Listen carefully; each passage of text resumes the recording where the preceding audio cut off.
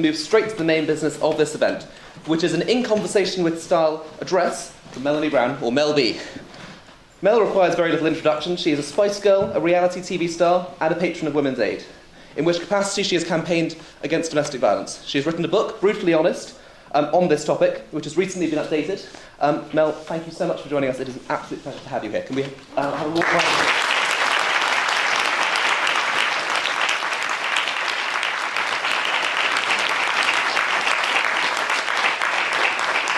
Fantastic. So to start, you are a Spice Girl, but you're also a patron of Women's Aid, and you've received an MBE for your services as patron to vulnerable women, which I know you're very proud of. So how important is it to you that a celebrity like you should use their platform to raise awareness of these bigger issues? Well, I think if you are in the public domain, if you're in the domain as a celebrity, I think, why shouldn't you use your status to kind of bring awareness to topics that, A, mean something to you, and for me particularly, there's such an epidemic when it comes to abuse. I felt like I had to talk about it. And where I come from, at 19 years old, being part of the Spice Girls, we're all about girl power, we wrote our own music, and then there was a part of my life, 10 years of my life, where I was doing the biggest show in America, America's Got Talent, yet I was hiding this secret, this horrible secret, because I was married to an abuser. And the way that the statistics are, if we don't address it, it's not going to get any better. 1 woman a week gets killed by their partner.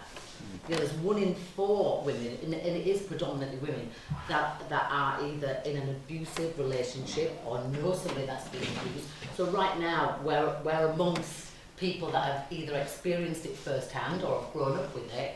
And I think if we don't educate ourselves and each other from the ground upwards, from being young, so we know what a healthy relationship looks like, then this epidemic is going to keep on growing, and it is an epidemic. And I know you've got lots of questions for me, but I do like to talk.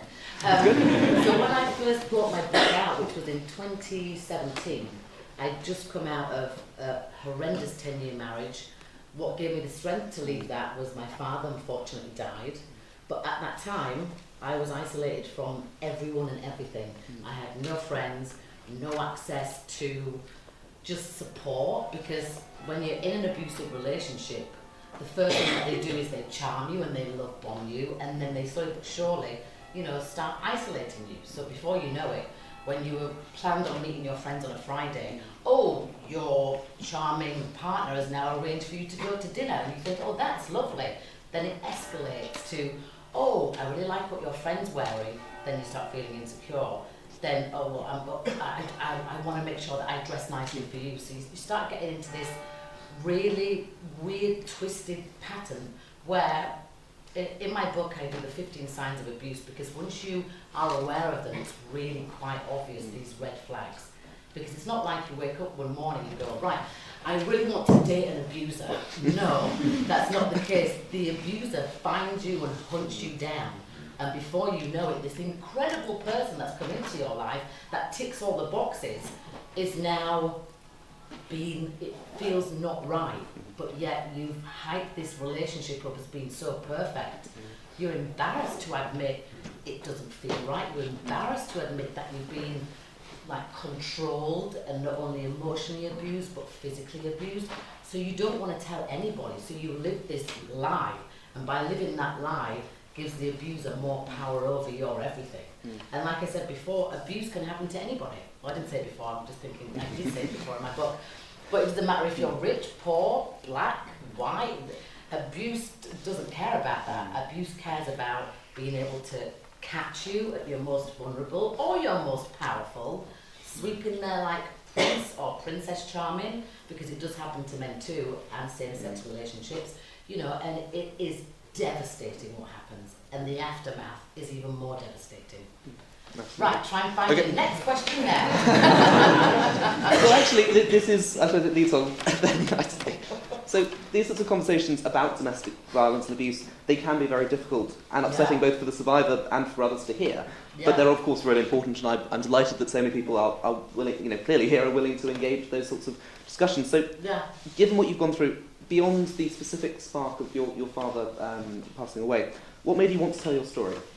Well, I don't think I really had a choice to tell my story because, for a start, I didn't really realise how badly abused I'd been, and it took my dear friend right there, Louise, who's a great writer.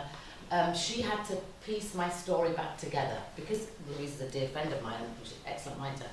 I did reach out to her when I was living in LA, because I lived in LA for 15 years, and I said, I think I want to write about what's happened to me. I'm not quite sure what's happened to me, but can you help me? So she came over to LA, would put the tape recorder in front of me and go, right, so tell me about this relationship. And I didn't know where to start. And so what was left was Louise had to then go around the people that I'd either worked with, whether it be Simon Cowell or the X Factor accountant or this, all professionals. She had to get their versions of of the stories that they'd seen happen to me. So she pieced back my life together. So when it came to actually me being willing to talk about certain things, I was like, that didn't happen. And she said, but the accountant saw the money go in the bank and then it went out the bank. So all these stories actually made me forget about my PTSD because I blocked quite a lot of stuff. And then I realised I've been so badly abused on every single level possible. I have to talk about it. But let me tell you, back in 2016, nobody was talking about abuse. When I went to go and release the book, no publisher wanted to publish it because it was that icky, grimy stuff, taboo stuff that nobody wants to really talk about, even though it's an epidemic and it's actually worse in America than it is here. So I did want to pull the book at one point, I think like 2 days before, and it was... Day before. The day before. All right, Louise. And it was Louise and my then 20-year-old daughter and my mother, who've written their own chapters in the book too, that said, but if you don't publish it, you're not going to be helping somebody else in your situation. So it was a massive risk and a massive gamble. And I released it, and Amazon didn't order enough because it flew off the shelves. So people really wanted to engage and understand it more, and off that I became patron of Women's Aid. Off that I got my MBE, which William was wanting to talk to me about because he's like, where are the other Spice Girls? I was like, I don't know, I'm just here for domestic violence. He's like, oh, tell me about that. And I was like, oh, just pin this on and just let me keep it moving. But it was brilliant, absolutely brilliant. But I think if we don't have these uncomfortable conversations, we're not going to make it better. Like I'm raising 3 kids. I want my kids to know what a healthy relationship looks like. I think that's very important because I know I'm probably sitting amongst, hopefully to be barristers, judges, lawyers, and I want you all to really remember this conversation because the justice system as it stands right now is absolutely terrible. It's terrible for women and men that have been in abusive situations. You know, I'm working with the Met Police now and I get to speak in Parliament and 10 Downing Street because we need to educate ourselves, and you educate people need to be educated on that too, which is something that is never going to be going away unless we deal with it, basically. Absolutely. Yeah. So I'm going to slightly change my third question to evolve on that. But it's so the work you've done with Women's Aid. So you mentioned back in 2016, no one was talking about this. Yeah. I think to an extent people are more now. Maybe not enough people are talking about it more now, and you've been a really big part of that. So how did you get specifically involved with Women's Aid, and what is the work you're trying to help them to do? What are the long-term goals with that, and more broadly, do you see that there's a genuine improvement in the real-world conditions now that people are talking about it more? Right, so what was the first question? So first thing about how you got involved with Women's Aid and So what your big project. Louise did all of her research on abuse and domestic violence and coercive control, which I didn't even understand what that word meant. Coercive control only came into play as in law in 2015, and I don't know who thought of that word because I can't even spell it. I don't get it, but I'm glad there is something out there that we can actually go, okay, that's what's happening to me. So that's that. Louise put Women's Aid in the book, and Women's Aid is a charity that's been going on, well, now for 50 years. They said our book, Brutally Honest, is the most real, honest account of abuse that they've ever seen before. So then they asked me to be patron of Women's Aid. And one of my first duties as patron was to go to a local refuge, which was in Leeds. And, you know, the thought to go to a refuge, to me, I didn't know what to expect. I didn't know if there was going to be women there, you know, crying with their kids. I just didn't know what to expect. And I walked in there and there was a bunch of women, a bunch of kids. There was all different ethnicities. Did I say that right?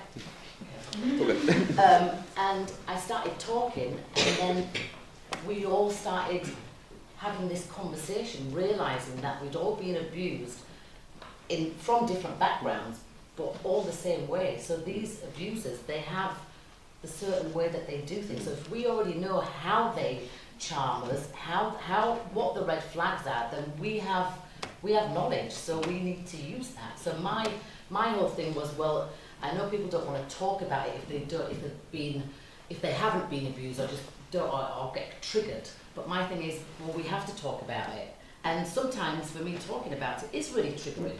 You know, when that door slammed, usually if that was 2 years ago, I'd have jumped out of my skin thinking, oh, that's my ex with a gun or coming at me, but it wasn't, because I've worked on myself, and the more I talk about it, the more I know I've turned something that was really horrible for those 10 years into something viable and good that's gonna hopefully stop abuse at some point, because it has to be stopped, because there's so many women dying. Absolutely. Literally every single week. I'm going to skip to a slightly later question. So I forgot, I don't think I answered the last one, did I? You sort of got onto it about... I said, okay, so... What do I think the changes are and what's been happening? I suppose, do you see that people talking about it more have actually led to a real world change? I don't think it's led to a real world change. I think it's led to a change which is slowly happening. You know, hopefully we've all seen Happy Valley and TV shows like that. You haven't, have you? I'm sorry. Okay. So it is in our front rooms, you know, TV shows that are touching on the topic, because it is so relevant now. And I do see a massive change since 2016 to 2024, which is why I wanted to update my book, because it is more of a conversation that we can have with our kids and with our friends and with our families, because it's happening all over. Absolutely. So there are a lot of men in this room as well, and I think it's very important. It does happen to men too. No, it does, but absolutely it does. So it's not universally women, but it is the vast majority of statistics. Exactly, overwhelmingly. So, yeah. And there is I think a trend in some parts of the world to still believe that women need to change their behaviour, which to my eyes is complete nonsense. It's men need to change their behaviour. And I think a lot of men in here, I hope, would consider themselves feminists. So what can men do? This is both in the sense of helping female friends and also just changing this culture. What can men do you think? I don't think it's necessarily a man-woman thing, but I do think that, you know, it does predominantly happen to women, and I'm glad you're a feminist, by the way. I think it's a state of consciousness and awareness to know what is healthy and what is unhealthy. You know, I didn't realise until I saw it written down in the back of my book, The 15 Signs of Abuse, that if your partner takes your phone or monitors who you're texting, or then ends up kind of taking you away from your friends because there's something more exciting, that is the start of a cycle of abuse. You know, I do think we can all do better, and we're all doing better because we have to talk about it. It's been thrown on us now because there's such an epidemic. You know, just weeks ago there was the guy that threw the acid on the lady's face and the 3-year-old. It's been reported about more and more in the media, in the press, because it's happening so much more publicly and openly. Absolutely. So do you mind if I move it on a bit to talking about identity and how you sort of see yourself? So as a result of your work with Women's Aid, I suppose, do you feel that you're seen differently, and I suppose, do you feel more Melanie Brown than Scary Spice in a sense? I'm always going to be Scary Spice. Very, exactly. always, and I'm always going to be a Spice Girl. So are the two identities quite separate for you, or are they sort of... I think it's just who I am. You know, my dad is black from Nevis, my mum's white from Yorkshire, so I got brought up in I'm mixed race. I see myself, my identity is me and who I am. And I guess I've been brought up with parents that have been very encouraging for me to just get on with it. You know, I remember one of the first video shoots of Spice Girls, I guess the glam team, they might straighten my hair and do this, and I'm like, God, no, it's going to take forever for a start. And I decided to wash and go. My hair is my hair. And I didn't realise that over time, me being Spice Girl, Scary Spice with my hair out, that would have such an impact on other mixed or black kids that wanted to just have their hair free. But I also do want to say, you know, our Spice Girls names were not, they weren't put on us. They were given to us by a really lazy journalist that just was like, well, she's scary because she's already snatched my questions before I've answered them. And that one's in a tracksuit, and that one's in a black dress, and she has pigtails. So it was just given in like tongue-in-cheek. And we, as a group, we just thought, well, I quite like my name, and I quite like my name. So we made them stick. And we got ourselves together as a group, and we wrote all of our own music at a point where there was only boy bands. You know, Simon, I remember singing in a car park to Simon Cowell, and he was like, girl bands are never going to work. And I'm sitting next to him on the judging table of America's Got Talent, going, do you still think that? I don't think so. It's like, ah! So yeah. Quite right, absolutely. So just one more question, we'll go on to the Spice Girls a bit more later, but one more question about identity. So in your book you talk about, after getting out of this this abusive relationship, you tried very much to sort of have a full reset, and I know it was quite sort of striking to me was the tattoo, the name of your ex-husband you had removed from. I didn't just have it removed, I had it cut out, which sounds really horrendous. But that my state of mind was I don't want to have anything on my body that is being like related to him. And he forced me. It was either you get the tattoo, see it saying, I can't say his name sometimes, that person's name till death do us part. And I was like, I don't want to get that tattoo, but it was a choice of going into a massive, full-blown, abusive argument, which I was never going to win.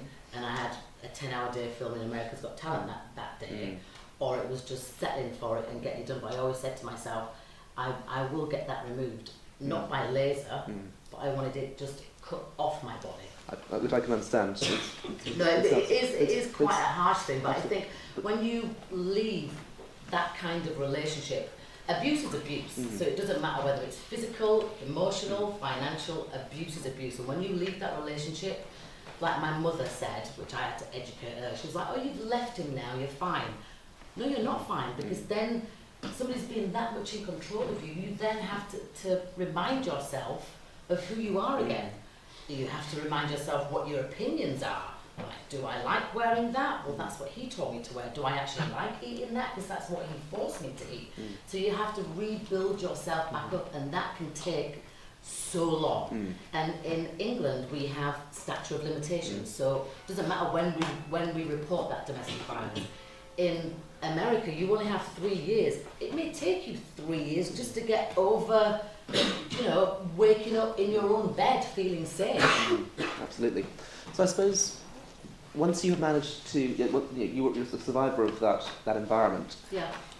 Do you try and, has that become part of your identity? And I suppose for other women who suffer that, or other individuals who suffer that, should that become part of their identity, or is it something you very much want to push away and try and forget in a sense? Well, I think just like anything, I think we live in a day and age where our emotions and our feelings and our gut instincts do mean more, and if you listen to them more, you can actually find out who you are more. Absolutely. And usually your gut instinct is always going to be right. Yes. And if you try and push something like that away, that's how you develop really bad PTSD, and you're in denial, and then it's all going to come crumbling down. And with me, and what I say to other survivors, which they all agree, because I work a lot with women, say, you're going to live with your abuse right there for the rest of your life. It just depends how loud you let that voice, you know what I mean, infiltrate to your regular everyday.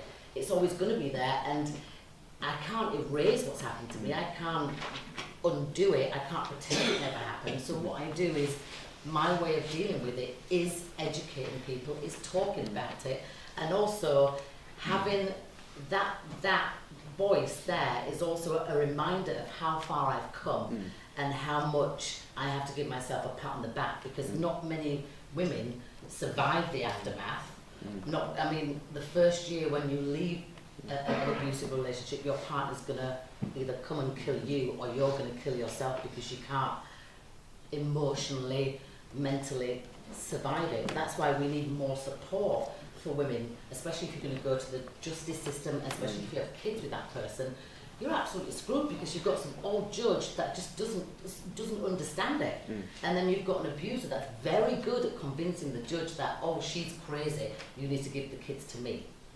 So I think we all have to, so whoever's going to be a barrister or a judge, you need to really educate yourself, because this is going to keep on going. You know, you have the Me Too movement, you have like all these waves of women finally speaking up. So it's only going to get bigger and bigger unless we have guidelines of support and understanding and empathy. Absolutely.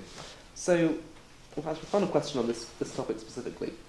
Why was it important to you to write an update to the book 5 years later on? So I know on March 7th, I think it is, there are 3 more chapters coming out to your fantastic book. International Women's Day, by the way. Exactly. So we're doing a debate. We're doing a debate for that. Oh, great. So we've got a debate that Friday. Small plug. Which I hope you all come to. So for the update for the book, why was that so important to you to write that extra element? Because I just left that 10-year marriage and I didn't know what was going to happen. I knew I was going on tour with the Spice Girls. I knew I had to bury my dad.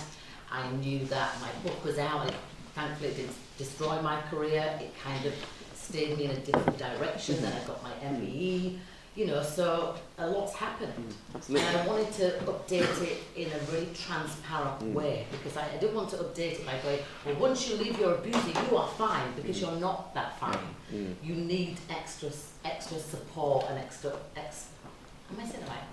understanding. Because I went from living in a mansion in LA to living in my mum's bungalow with 3 kids and a dog. And I lived like that. I was doing Wembley Stadium, and I was coming home to my mum going, you're all right now, that northern like thing, just get on with it. And I was like, no, there's more to this, because I'm still feeling the aftermath and I still don't feel safe. But I just bought my new house last week, so I know that I want to give survivors like encouragement that you can get there bit by bit, no matter what kind of abuse you've been through. Absolutely, which is a very sort of inspiring story. So you're not just an icon for vulnerable women and women's rights more broadly, you're also an icon for the debating community. So how do you see your role as representing the black and minority ethnic community? Always makes me laugh when you say icon. I go, oh God. Okay, sorry. No, I am an icon. What are you talking Oh,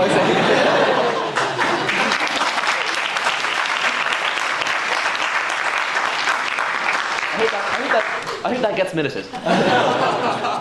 You know, my identity and the way that I look is something that my parents have really installed in me is to be proud of. You know, I've got a black dad, a white mum, so I would never disrespect the white heritage or the black heritage. I'm a mixed race, proud woman that has a fro, so I'm not going to deny my natural hair. And I think for me, you know, if I can make somebody else feel comfortable in their skin, and plus for me, I see everybody as equal. I know that sounds really whatever, but I do, because I've never, you know, if somebody else has a problem with the colour of my skin, then that's their problem, not my problem.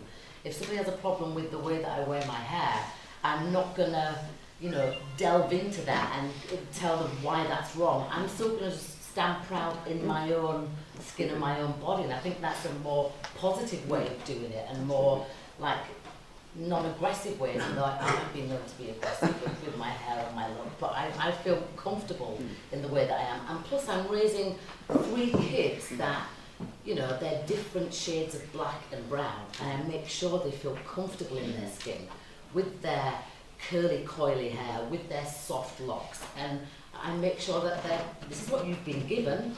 Until you're 21, you can't change it under my law or my household. So you have to embrace it and enjoy it. Absolutely. Okay. So, I'm going to move to a few questions on the Spice Girls, and then open it up to questions from the audience. Good. So Good. I like that. Okay, so it's not just me. You will all be very disappointed to know. So there's an idea. You're doing very well, by the way. It's very nice.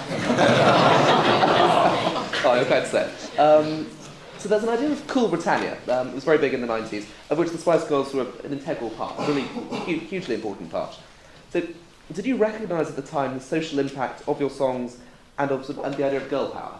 And well, I think what we recognised was it was all flooded with boy bands, and we were 5 girls, completely different looking.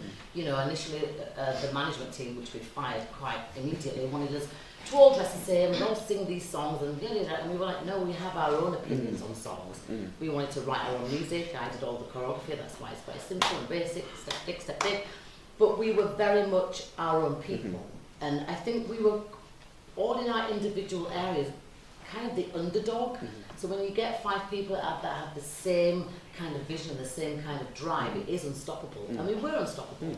And for a long time, we were living in Maidenhead, in I think it was a council house. We were on benefits, pretending we were getting jobs, but we were actually working on our music, saying to producers, we'll pay you when we're rich and famous, but can we please borrow your studio to write this song and that song? So we really worked at our craft. And then when we finally found the manager, Simon Fuller, that's when it really exploded, and we ended up, you know, in 1 week getting #1 in 37 different countries, and that's because we didn't allow the record company or management to dictate how we looked, how we sung, you know, what lyrics that we wrote, because we all wrote our lyrics together.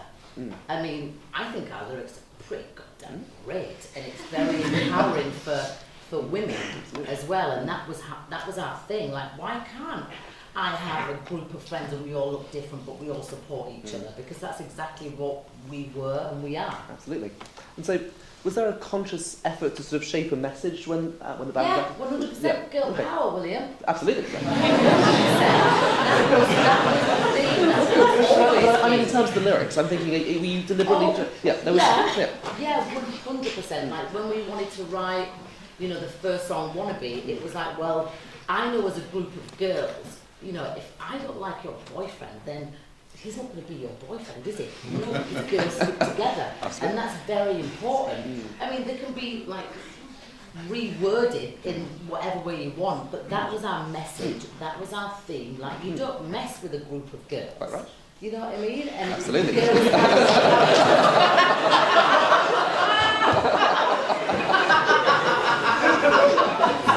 Very funny, Lillian.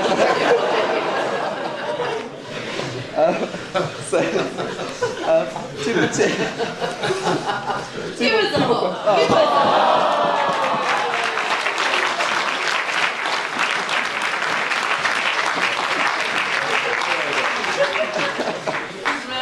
Very aggressive of me. I had to give you a hug. Great. Oh, thank you. So, for you, what do you think was the most important part of the Spice Girls' success? So there were, you know, obviously many talented musicians, not quite, you know, icons that you all were. But what was the Spice Girl difference, do you think? Well, I think because we were a homegrown band and we didn't kind of conform to what other bands were doing. You know, they were all dressing the same, boy bands. They were all doing like these, like, and I love the cheesy boy band moves. In fact, I did incorporate that into a lot of the last Spice Girls songs. I think it's brilliant. And we were just who we were. You know, I think a lot of people do get some of our images a little bit kind of mixed up. Like, I got asked the other day, so are you called Scary Spice and you like Leopard because, you know, you're the black girl of the group? And I said, well, for a start, I'm the mixed race girl, and I've loved leopard print since I was about 9 years old.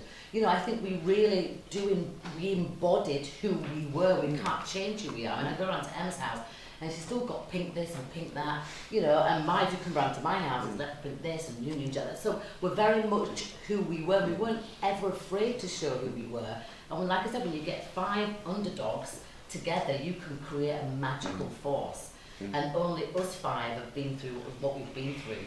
And it was just due to our work ethic. Because I'm a northern girl from a council estate, I'm a Leeds girl. That's why I came to Durham and not Oxford and Cambridge. Thank you. By the way, they keep on asking me, but I'm coming to Durham first. Fantastic.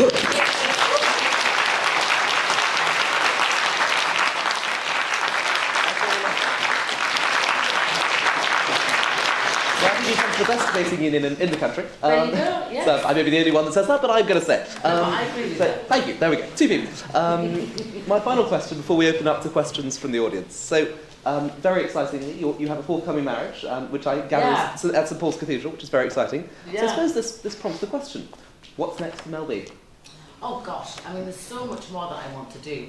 My mission now, you know, with the support of Spice Girls, is getting those ladies back on tour so we can go and do a world tour, because there's places that we didn't actually go on tour, which is Asia, Australia. There's a bunch of like Spice fans that we haven't actually fully entertained in person.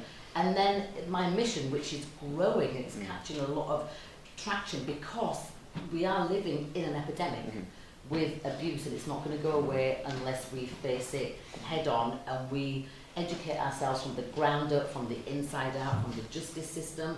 I want kids to know at school what is a healthy playground relationship, you know, where we can have guidelines and we can have, you know, my daughter was 20 when she started speaking out about what she'd seen, because I was married for 10 years. You know, she does her own campaign and she talks at schools, and she always has a slogan saying to the children that have come from an abusive relationship, an abusive marriage, it's not the kids' fault, because kids do think it's their fault, you know. So there's lots more of that stuff, and lots more singing and dancing and more leopard print and stuff like that. Even though I'm not wearing leopard print, obviously on the outside today, but maybe I am underneath. Can we have a round of applause for Mel B?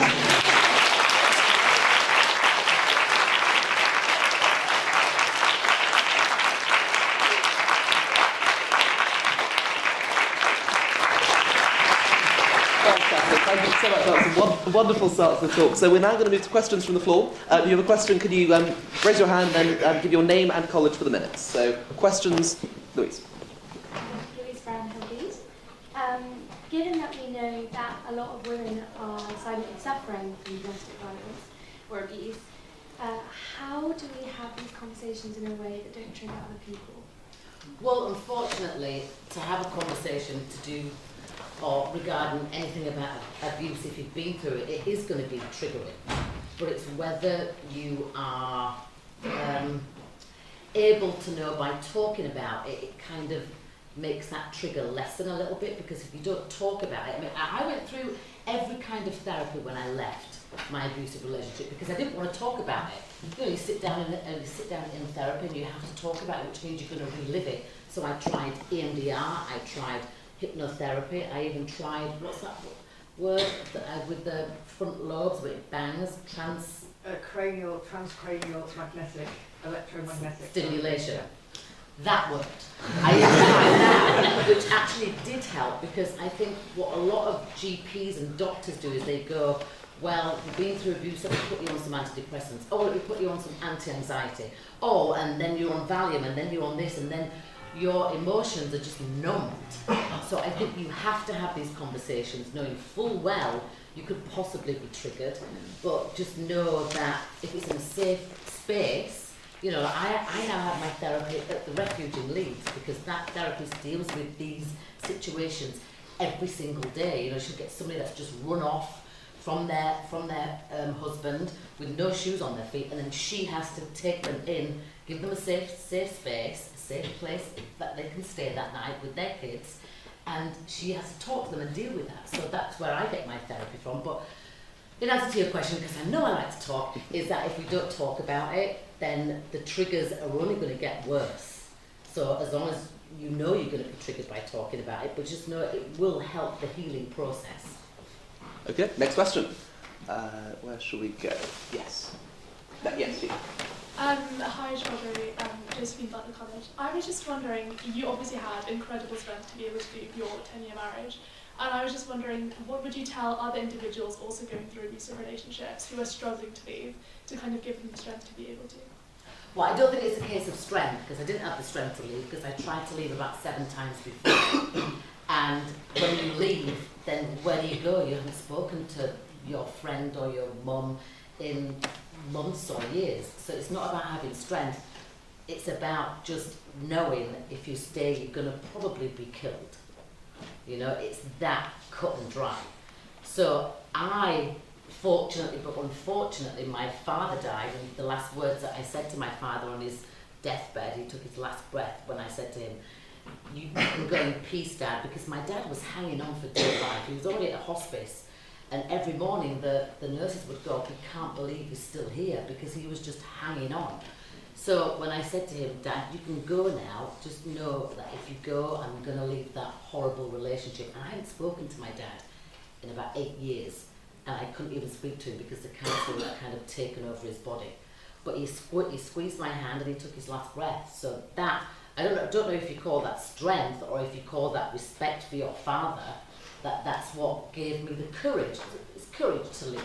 And I think anybody that is going through that kind of abusive relationship, there's no perfect way out. You know, I do talks with big companies, and I make sure that their HR understands what a domestic abusive relationship looks like. So if they're at work, because work is usually your safe place away from the abuse, it's when you go home you get the abuse.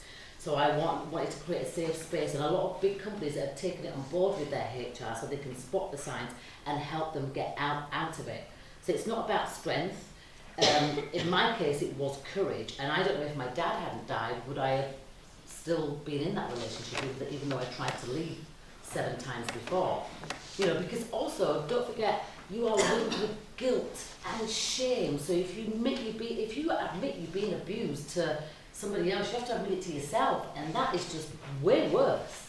You know, so it takes time and understanding, and now we have many more charities, we have many more people that are openly speaking about it, that hopefully somebody will be given the support to be able to leave, to take that step in going, you know what, I actually need help. I don't want to go into detail, but I need to get out of this relationship, because if they don't, they will end up either being sectioned by their partner, which means their abusive partner has every control over them.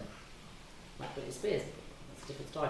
But yeah, it just needs to be something that, if it's not a co-worker, can it be a family member or a friend that knows enough or has educated themselves enough about that the domestic violence, coercive control, abuse, I say, then that they can be somebody that they can lean on and trust. Very long answer to your question, but I hope it makes sense. Okay, next question. Josh. Josh Oxley, Great College.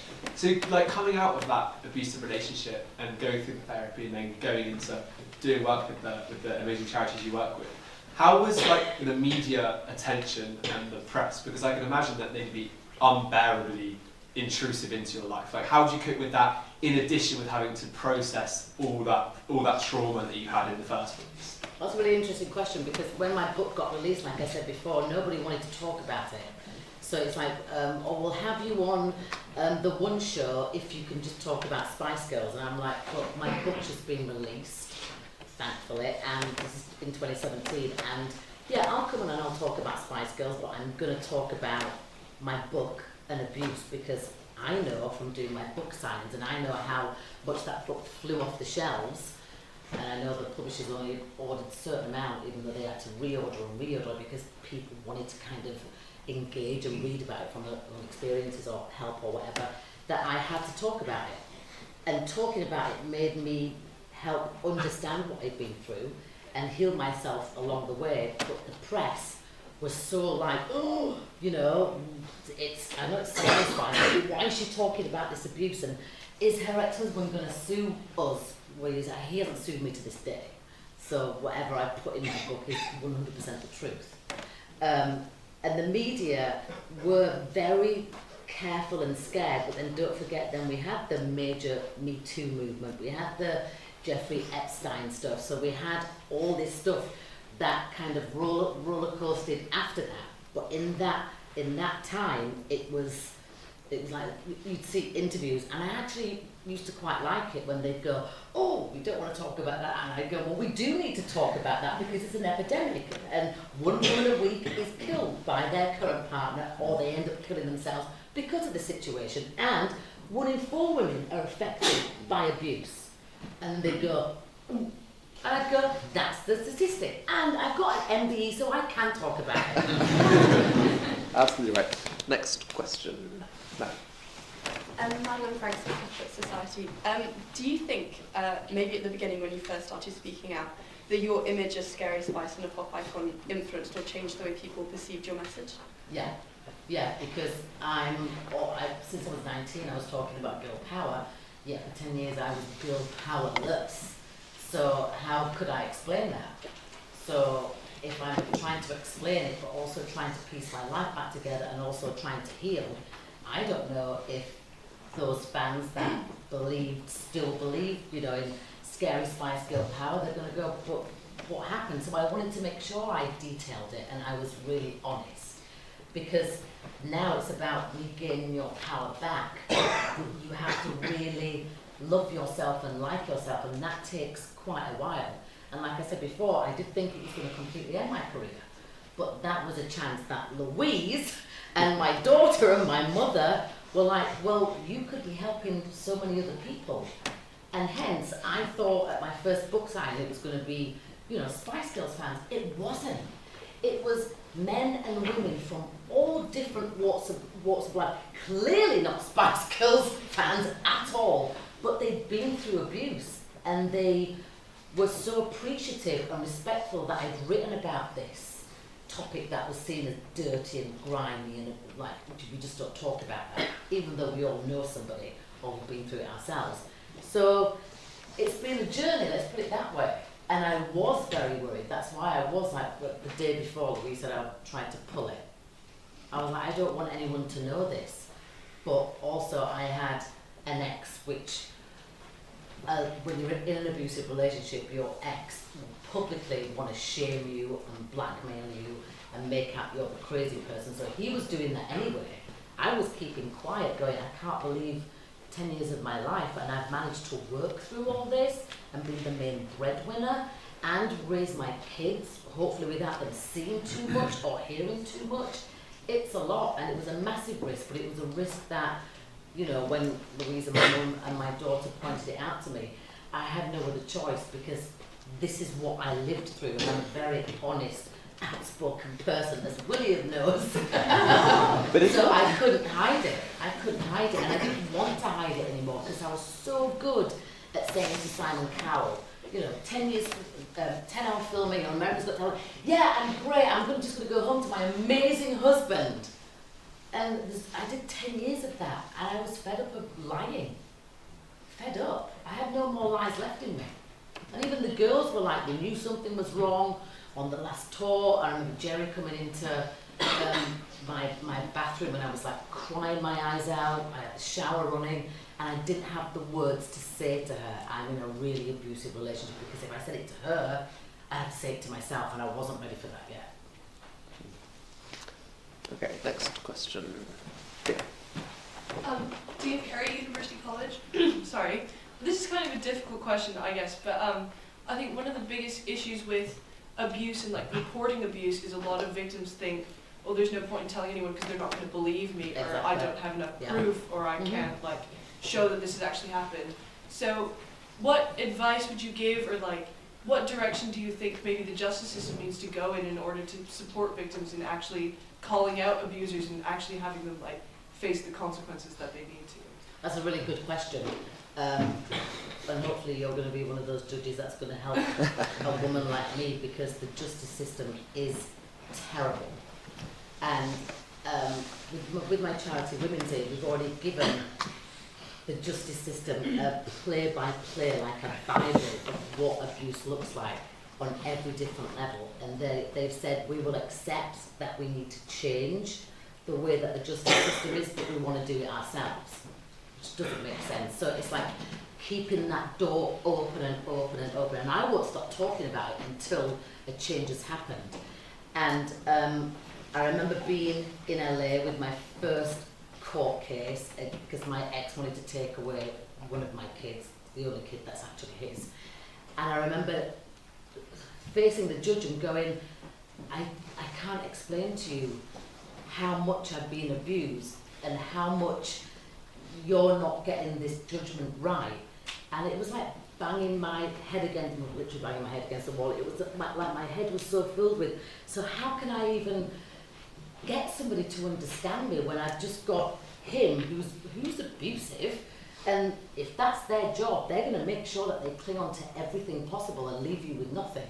So there is no right way that I can say right now. I have plenty of ideas, trust me, because I've been living it for the last 7 years, and it's such a shame that we're now at a point where it is down to the oldie justice system that has to change. That's very much a boys' club, but that's the way that it is. And I work with the Met Police. I'm working with certain barristers and judges, but it's a long journey. But what was your first bit of your question? Because that was really interesting, and I feel like I haven't answered it properly. I was saying a lot of victims don't ever like even speak up. They don't. They So that's it. So that was why I was saying that about Ellie. So the judge and my lawyer at the time was like, well, what proof do you have? Yeah. And I said, well, I don't have any proof because I can't go to the doctors. What am I going to say to my then husband? I have to go to the doctors because you've bruised my arm so much, or you've dislocated this and I need some proof of it. Or here's my phone, I'm going to take a selfie. No, he has control of my phone. He knows exactly where I am every second of every day. You know what I mean? So when you're in, this is the understanding that they need to know, if you're in an abusive relationship, your time is accounted for. So you have no time to make a phone call because you don't even have access to your phone. You have no time to make a doctor's appointment unless you have the flu or you're pretending to have some other illness rather than the illness that you need to be documented. And you would never, in an abusive relationship, report it to your doctor or have them take photographs. That never happens, and it never will happen because you're ashamed, you're guilty, and you're terrified. Because say that doctor then calls up your then partner and goes, well, your wife just came in today at home, I might have to do... No way would that ever happen. So that it has to be a complete do-over and redoing the whole system, how we approach it, how you actually get to be able to safely document it, which I don't think, as an abused person myself, for a start, if you take a picture of yourself, then that's proof. You don't want to even see that, and he's going to take it off you anyway, because he's going to have access to your phone and be able to delete everything. So why don't you come up with a way that we can have to do that? That's a lot of pressure. No pressure. Think about it, because I'm sitting here going, if I did have the solution to that, what would it look like? I don't know, but I do know that the courts need to understand. You wouldn't. There is no proof right there and then that you could have taken. So one of you lot needs to figure it out how. We'll report back to you on that. Next. No, next question. Sorry. Robert Rome, I'm an interloper, I'm the guest of the President. It's a related question, and thank you for your courage, by the way, in all of this. But it's a related question.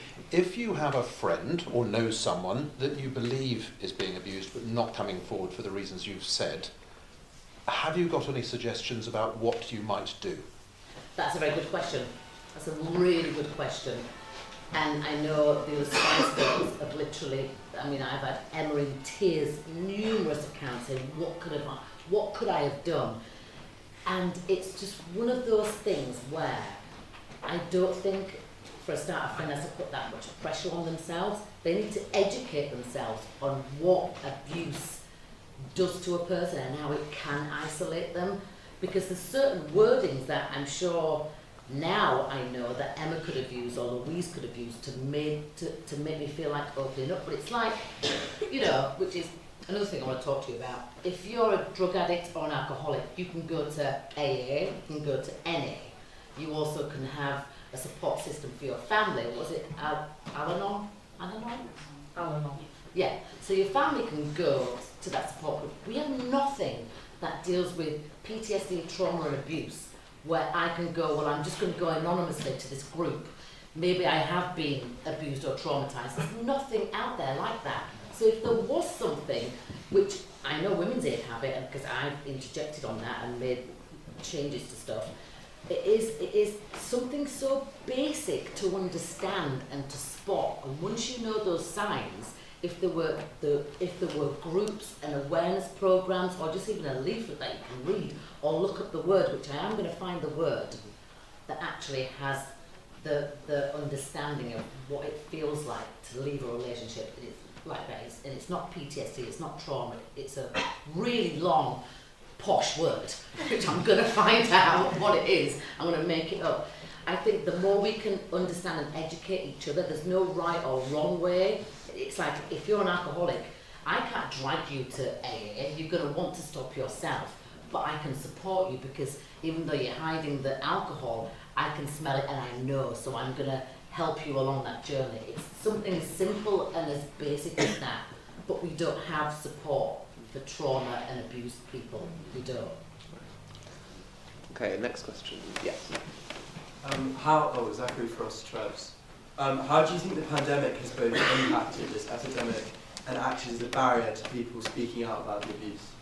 Well, I think the pandemic, COVID made it very cosy for abusers to carry on abusing and carry on abusing in a really detrimental way. I mean, I know from being 10 years with an abuser, Christmas time, any kind of family, holiday, Easter celebrations, you know what's coming, which means the abuse is going to rank up even more. And from working with Women's Aid, the abuse gets so bad that even if you make a call, for example, here to the Met Police, they will come to the door, but because they're not that informed or weren't back then, that the police end up taking the survivor away rather than the abuser, because the abuser is so good at talking their way out of everything. And if you're standing opening your front door with your abuser next to you, you've had the courage to make the call, but then you're not going to have the courage to stand beside your abuser. There should be certain signs, which I'm working on, that they initially know she needs to be protected and he needs to be charged or taken away from that premises.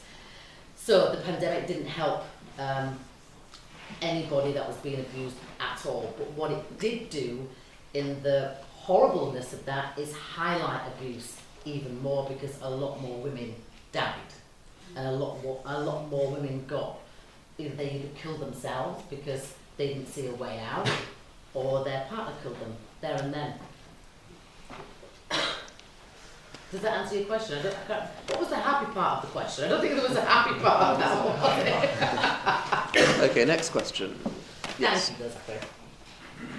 Marion Steele-Trebs. I just have a general question about your experiences being a public figure in the 90s and noughties, especially in regards to, I guess, the toxic body culture that was around in that time, so like highly critical tabloids, intrusive media, and I guess all this sort of seeing the bodies on models and runways at that time, what it was like for you. Did you feel a pressure to align?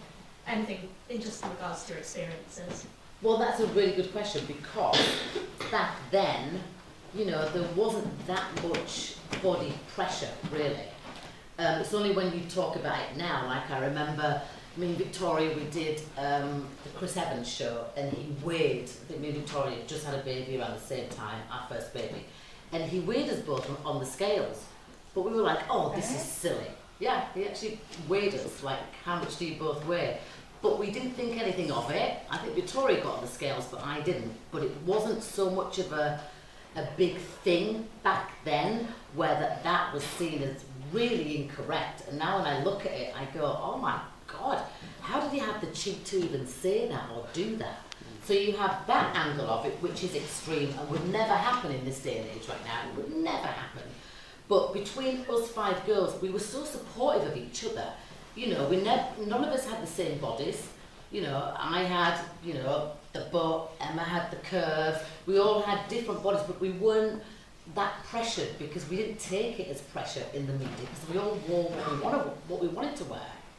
So it wasn't a thing. Nowadays, if we put Spice Girls in the time now, it'd be way more like looked at, and we would take more into consideration what that represents or what that would be showing to other girls. But because we were 5 girls doing this for the first time, we were just in our own element. It wasn't like, oh, I'm going to wear a short black skirt because it shows my legs off. No, Victoria was like, well, this is what I wear. It was for no other reason. It was very more organic and came from a really good place. not a place of, well, if I do this or wear this, it's going to represent this. That wasn't there when we started off, at all. At all. Next question. Should we? No. First of all, I want to thank you for being here. I grew up with your songs, and so thank you so much. But my question will be, will you argue that media has a negative influence on how abusive relationships are perceived? Especially On what? On how? What relationships? Abusive relationships. What now? Now, yeah, especially with many shows and songs romanticizing it. I don't know about if songs romanticise it. Maybe I just don't listen to that kind of music. But I think I would rather be living in a world where we can talk about it and we can watch TV shows like Dirty John and things like that, where if we don't have the words, you know, to be able to speak about it with our kids, we can put on a show and then, you know, watch Dirty John and go, well, you know that is not good. I don't know how to answer your question, because I think the media, even though it has a big part to play in on many different levels, whether it be about abuse, about police, about how a woman, you know, gets over or deals with like a rape child, I don't know how that is right now. All I know is, because I'm living in my own world, all I know is that I'm doing the best that I can, and I know it's something where I have to literally knock down doors. But because I have the platform that I have, they want to listen, and I'm very to the point and factual, because I've come from abuse. I feel like there's no better other spokesperson to talk about it, and when I talk about it in Parliament and at 10 Downing Street, I don't mince my words. I'm a northern girl from a council estate, so what they hear probably makes them go, oh, but I don't care, because it has to be addressed. And yet again, I haven't answered your question, but hopefully I have in the long run. Fantastic. Next question. Yes. Elliot Gander from St Mary's. What's been your favourite song that you've done, or most important one to you? And also, what's the best place that you've performed at? I know it's not really fitting No, I like it. with I love the question, questions. So, because we wrote all of our own music, you see, I love Wannabe, because it just is one of those annoying songs that gets in your head, and we wrote it, and nobody knows what Zigga Zigga means apart from us five, and that's how it's going to be till the day we all die. But yeah, performing the song is Wannabe, because all I get to do is I get to yell, yell all over the song, and then I do actually like performing Goodbye, because we wrote that when Jerry left the group. And we didn't shy away from the fact that she'd left the group, because she wasn't in a very mental, like, great situation or position with herself. And so we wrote that song Goodbye. And whenever we perform it, she always wants to perform it with us. And I'm like, you were gone at that point. Should we finish this song? Because this song is about you. And then the best place we've ever performed, I don't think we've actually performed in the best place yet. You know, we've done Wembley Stadium many, many times, which is brilliant and amazing. But, you know, I like to, like, venture out. We need to go and perform in Australia, in Asia, you know, all those wonderful other places where we have, like, lots of supportive fans also. And you're a Spice Boy fan, aren't you? You're the Spice Boy. Very good. Right. Yes. Yes. I'm Stacey. I'm an interloper. Just a couple of questions, please. Couple? Yes, That's sorry. 2 or more. How hard do you think it would be for a friend to explain to someone that was going through abuse at the beginning? So if you had a friend that was being love bombed, you could see that the partner was trying to... Let me just answer that question, because it took Louise to piece my life together from other people's, like, things that they'd seen, and what she did to me, which was really interesting, is show me at the back of my book I've got the 15 signs of abuse, and she put it in front of me and she said, so what do you make of that? And I was like, well, it's the timeline of my marriage, my book. You know, she went, no, these are the official 15 signs, the red flags, and if you can tick one or more of them, you need to think about how abused you've been. So do you think you would have listened if Louise had said at the beginning, yeah, a little bit concerned about this? Yeah, but there would have been a certain language that she would have had to have used, and it would have to have been at the right time, preferably when I'm at work, so I'm away from my abuser, or at the gym, because I was allowed to go to the gym like 3 times a week for 45 minutes, and my time was time there and back. But also, if you educate yourself, like my partner, who I'm engaged to, about to be married, doesn't even understand how a man can raise his voice at a woman. Yet he's with me and he's read my books and he understands it, but he doesn't really understand it, but he understands the words. So he's able, when I'm feeling a little bit wobbly when I come home, or I've been triggered somehow, or something's happened in the courts with my ex, and yet again I haven't won because the justice system is never on my side. It's somebody, you know, that has been abused. He understands it because he's seen it written down. So even if you haven't been through it and you really want to help a friend, or you do see the signs, there are certain ways and there are certain times and certain places where you can have that conversation and that person will speak to you willingly. But like I said, if anybody had approached me within those 10 years, I don't think I would have been that open. But then when I think about it, if only somebody would have helped me. Like I always have this conversation with my mother. Why didn't you come to me? Why didn't you save me? Why didn't you talk to me? You're my mother.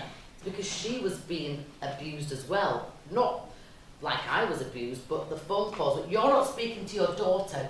So my mum, you know, it's not just you that get abused, it's your friends and your family, because you don't know why I've cancelled on you for the 3rd time on a Friday. And I'm completely unaware of it because the abuser's also abusing you through and damaging our relationship that I didn't know about. And do you think... But you know what to do? Just hand in my book. So this is a really good read. Prepare to cry. Here you go, because it explains it. And I only can genuinely say that is because Women's Aid, that is the main charity of abuse that's been going for 50 years, said they've never read such a true account of what they've read in my book. And it's also an audio, but I didn't do the audio because it was way too painful for me to actually say those words. Do you think that the new updated Domestic Abuse Act of 2021, do you think it does enough? Or do you think it's to do with the people that are holding that law? No, listen, the laws need to be changed so much, and we can only change them bit by bit. It's like the justice system goes, well, we know that we're not dealing with this properly, but you know what? Only a certain amount of laws we can even look at per quarter. So literally, unless we smash that door down, we're going to be waiting forever. And like I even said to Louise, maybe in my lifetime, I will be confident enough that if somebody's being abused, that they will get justice. We need to speed that up. So, next question. Well, You keep on not going to this lady. I'm so sorry, I didn't actually see. Hans Willett, sorry, I can't actually see you. There you go. I just wanted to say, you said that you've been working with Spice Girls since you were 19. How do you think taking on the role of bringing female empowerment and girl power to the UK has influenced your views of social change and social justice? But you said again, you spoke really fast. Sorry. It's very definitely. How do you think I feel up here? You said you've been with Spice Girls since you were 19 and you brought the girl power movement to the UK. How do you think that awareness of social justice and social change has shaped your views of the UK social justice system from being here? Well, I mean, like I said about the justice system, just in general, I'm not a fan of it because it hasn't served me well or anybody else in an abusive situation. I don't know if is social justice different from... A little bit. So it's also about sort of social mobility and so on, and it's about giving people the most opportunities, I suppose, and more broadly... Oh, well, that's different. I can't really comment on that. But I suppose it's also a point with social justice in terms of what girl power was able to show, in terms of women could really be able to do anything they wanted. And there's so many opportunities. How has that continued? Is that fair? Well, just having the Don't get too intelligent on me now. You know, I'm just going to be flawed. Let's just stick to Spice Girls and abuse. That's all I know. That's all I know about. being so young and being Do you want to come up so we can to the front so we can hear you a little bit better? Oh, she was nervous. Oh, sorry. Sorry, no obligation. It's just this. How do you think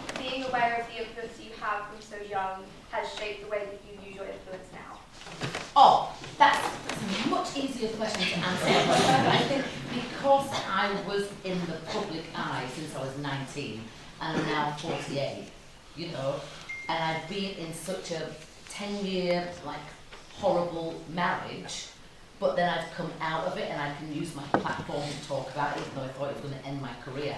I think more celebrities should be, like, homing their passions and what they've been through and using their platform to educate people, because I know the only reference that I had was Tina Turner, What's Love Got to Do With It, which is an old movie from way back in the day.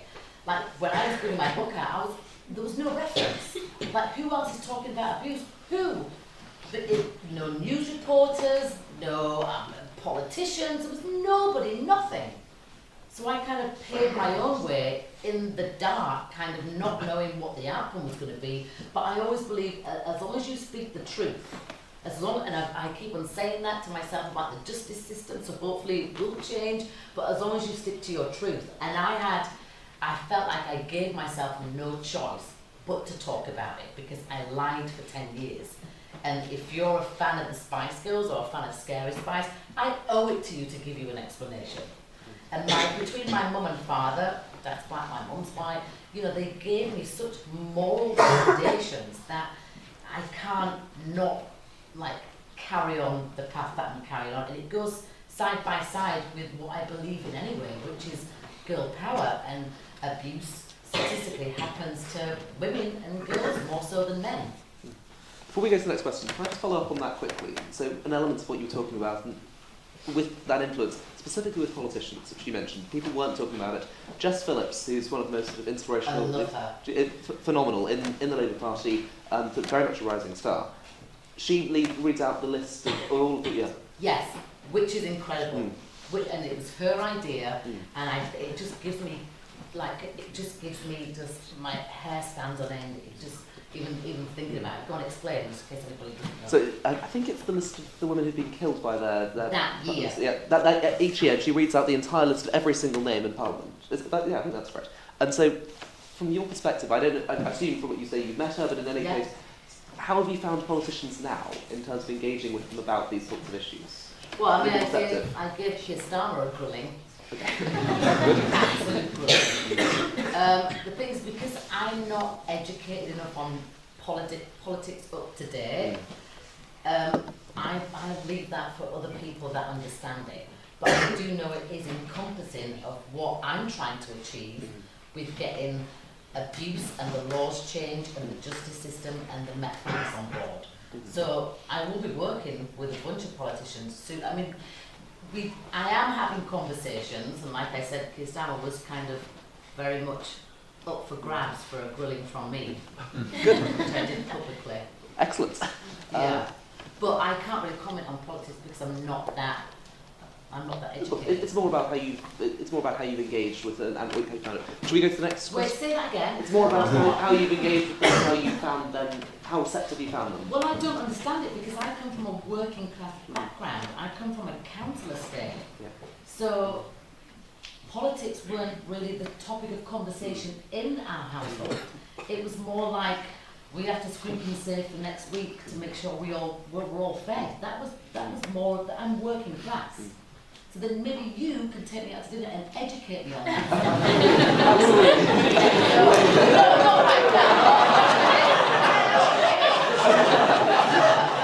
Thank you, Mel.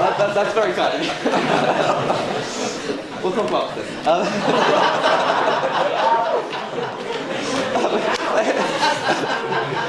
Next question, please. As you said, there was this misunderstanding that once you're out of the relationship, it's suddenly better. What would you say is the best way, like, as family and friends, to help to make the survivors feel like protected and properly listened to? Well, I mean, like I said, I went from living in LA for 15 years, all these mansions, and this, that, and the other, and then I come back to England in 2019, did the Spice Girls tour, and I realised how badly financially abused I'd been. So when my then partner was saying to me, "Oh, you've been working all day, I'll go and take the accountancy meeting." I go, "Oh God, he's been so kind," and then you find out that they've actually changed the signatures of forged your signature. So I left LA with basically not much. I had to move in with my mum. And in your 40s, you don't really think of moving in with your mum, but I had no choice. I had all these lawyers' fees, because within the justice system, the courts can say, well, you're the biggest earner, so you have to pay for your own fees and your ex-partner's fees, which we have to rectify that also. I was living with my mum. I felt very ashamed, very alone. Yeah, I'm doing Wembley Stadium, and then I'm getting the car back to Leeds and having to snuggle in my mum's like one-bedroom bungalow with my kids and my dog. And it took me and my mum to go through a lot of arguments, because I was really angry at my mum that she hadn't come and saved me. You would have done that, because I have a sister that's 5 years younger than me. I was like, if that was my sister, you would have gone for her, you would have helped her. But my mum was also being telephone abused by my ex also. So all these messages that she was getting, thinking it was coming from me, it wasn't. It was coming. So we had a lot of like groundwork to do. There was a lot of tears. There was a lot of emotional heads, just explosions. Like, oh my God! I remember when my ex was telling me that he'd said that to you. I didn't know he'd actually said it to you. Mum, I'm sorry. And it was my mum had to say sorry to me. So we had a lot of groundwork to do. And it was only from, just like the triggering thing, it was only from really talking about it and being really honest that we then started to build a sense of trust. Because my mum's northern as they come. Like, what do you mean you're depressed? Have a glass of wine and have a bath, you'll be fine. I'm like, no, I want to talk about my feelings. She's like, oh, come on, I've got time for that. Coronation Street's on. Go back. But I'm very much a feeling, talking person. So it took me and my mum just a period, and it was COVID too, so we couldn't get away from each other, that we just had to really just talk it out. And then my kids had to talk that out, because also I had to deal with the fact that my kids saw certain things and that they heard certain things, and my mum was like, how could you do that to your kids? You know, my mum's from the era where you never get divorced and you grit it out and you stay with that marriage. I'm like 3 marriages later, and I'm still like, well, I haven't given up on love, but I won't stand for something that doesn't feel right. Yet I stayed in this for 10 years. So I had a lot of explaining to do. And COVID happened, and so we were cornered with each other, and we had to, like I said, talk it out.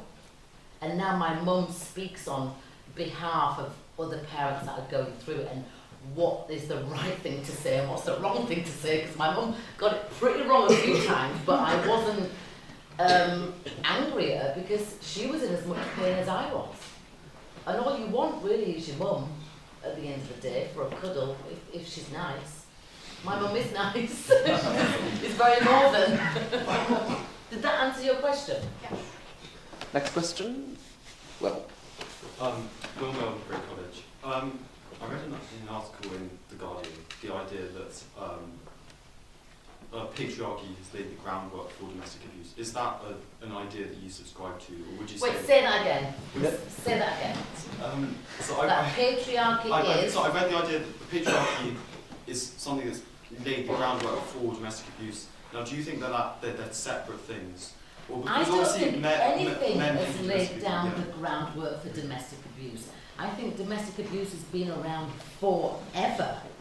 Forever, for as long as time can be, where the woman was fought in the kitchen and they just had to be submissive, from the way that Japanese treat their women. I mean, I just think it's been around for a long... I don't think it's patriarchy. Yeah.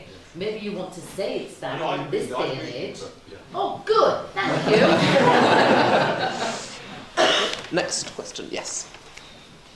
Alexandra, Collingwood College. Hi Mel, thank you very much for your address.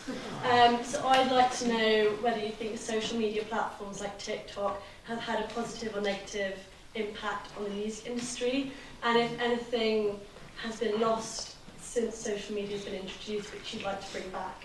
All I can say is they don't make music like they used to, like the Spice Girls. That's all I'm saying on that, and I'm not even a part of TikTok yet. I think one of my kids is. But I think that's a whole different area to go into. You know what I mean? Because there's all different opinions, and it depends what the topic is, what the person looks like, what they're advertising, showing, what they're getting, what their followers are. That's a whole different world. And we're talking about abuse and Spice Girls only. Done. Okay, next question. Bella. Bella Chapman, Great College. I was just... Oh, I met you earlier. Yes. I was just curious. I think a lot of the attention is often put on the kind of survivors and these incredible organisations that help the survivors. But do you think that there's space to kind of educate around preventing people from becoming abusive in the future? Well, that's a good question. I know there are, you know, if you have been convicted, which very rarely happens, of domestic abuse or domestic violence, you can go into a programme to kind of reform yourself. Just like any programme, there's glitches and there's stuff that you can just say the right thing or do the right thing and still be let out into society. So I do think they should be held accountable. They're going to be held accountable if they're brought to the justice system with the right guidance and support, and actually have the right thing be taught to them, and what's right and wrong, if this makes sense. Because right now you've got nobody or very few people that have the courage to kind of report it, and because then they have to go into such a grilling, you know, and by that point maybe they've gone back to their abuser, because women do go back between 7 to 10 times, whether it be they're being blackmailed, or there's kids involved, or there's a whole custody thing, so rather than not saying the kids are going to go back. So that's a whole situation, along with the reforming the justice system has to be addressed, and that will be part and parcel of that. But I don't know. I would hope if you have been abusive, I do hope there is some hope for you to be educated enough.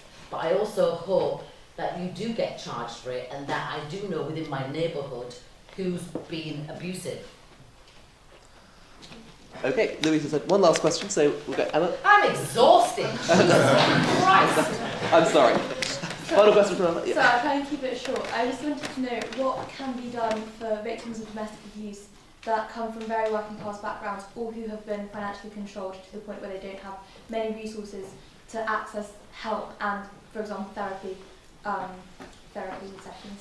Well, that's what I'm working on, and I think because I grew up in a council estate, that is one of my main goals. But the overall message that I would like to leave you all with is it doesn't matter whether you're rich or poor. You can be you can be abused. That doesn't matter how much money you have or how much money you don't have.